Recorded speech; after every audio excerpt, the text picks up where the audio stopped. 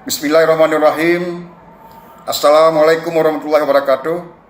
Lentuan Samsul Bahri, Ketua KIP Aceh, Lun ajak membandung masyarakat seluruh Aceh agar mematuhi instruksi dari pemerintah terkait dengan wabah COVID-19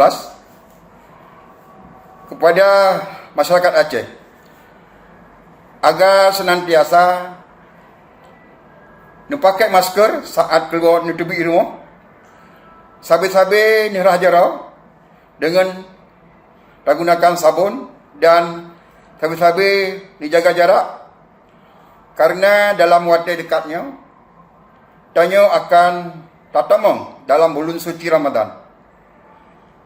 Len juga menghimbau kepada membandung warga masyarakat Aceh supaya dilaksanakan mudik baik niwa ugampung pada saat Lebaran Hari Raya.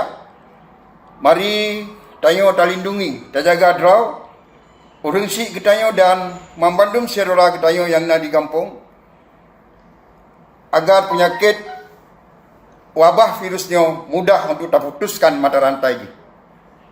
Semoga Allah Subhanahu wa taala senantiasa gelindungi kita yang mandum dan wabahnya segera gebeut dari bumi Serambi Makkah yang tayo cintai. Demikian, Assalamualaikum warahmatullahi wabarakatuh.